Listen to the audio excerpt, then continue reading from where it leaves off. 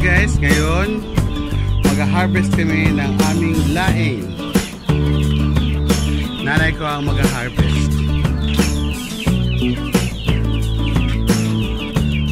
At lulutuin namin pag natuyo na siya. Ganyan daw pag-harvest, kailangan pagit.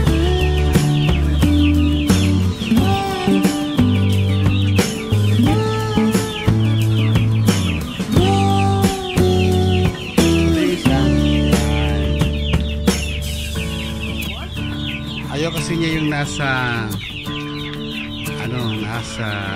putikan kasi daw madumi. Hindi niya alam yun, bibili niya, hindi niya alam kung saan yun nabili na nakuha.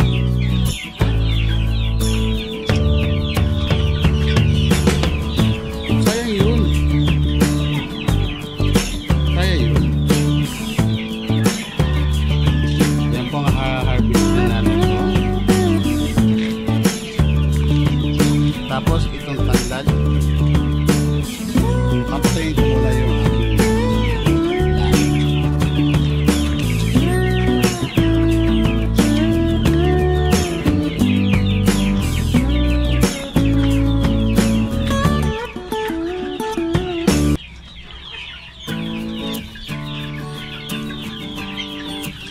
so hindi na kami bibili ng ng laing sa palengke.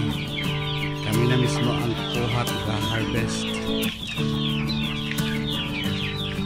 Mga pangatlong beses namin mag-harvest to eh.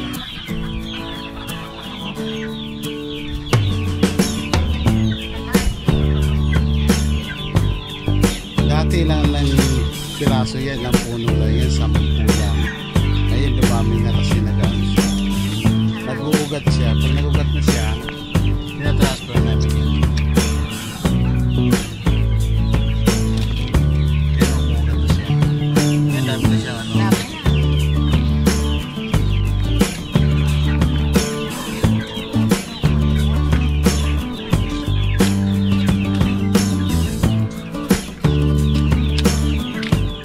Yung aming yung sibuyas,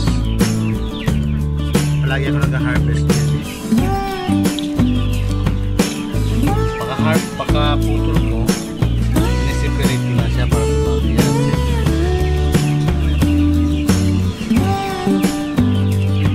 Yan yung mga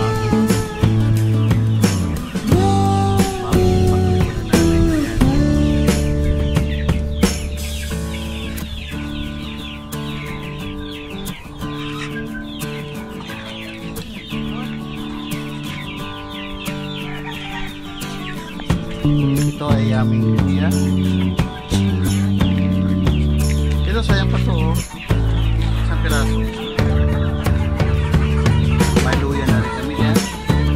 Ito mga sibuyas. Ito ay mga bawang.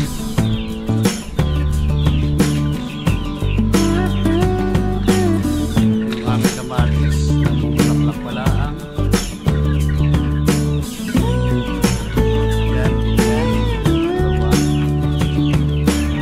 Bumangit yung yung insulin plant. Yan sili, konti na lang laman.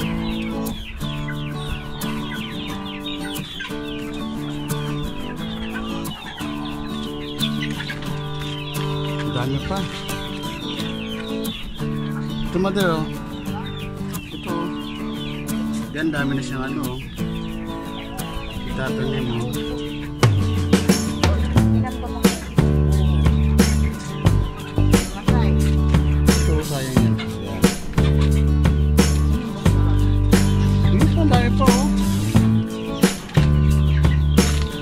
Marami pa sayang yan, tutubo naman siya. Yan siya guys.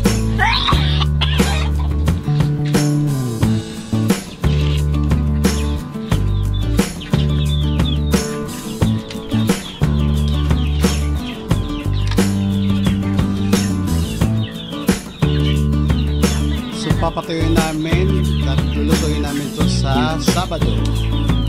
Today is Thursday. So today is pa para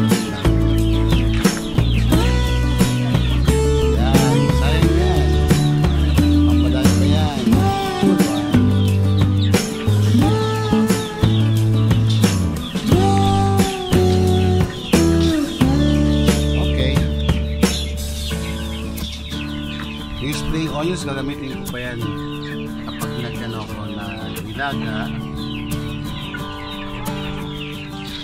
Yan, kasama yan sa pagluto ko ng gulay sa Sabado. So, thank you guys sa aming munting hardin.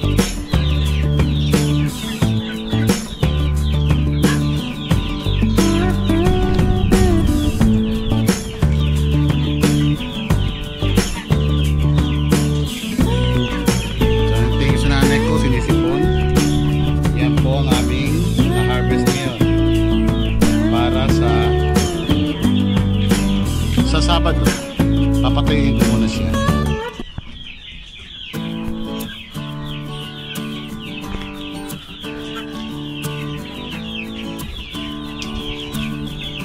Ito po yung sa rooftop namin, sa pangatlong floor.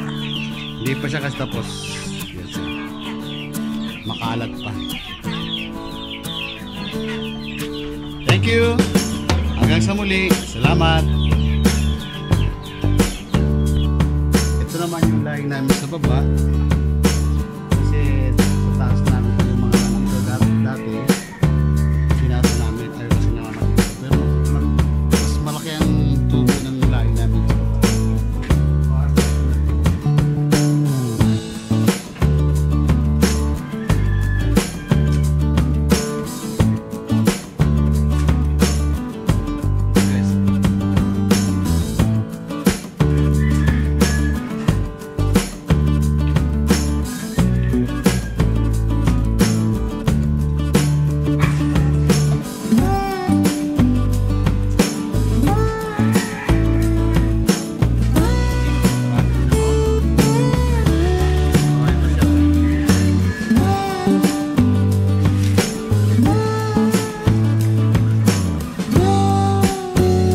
Is life.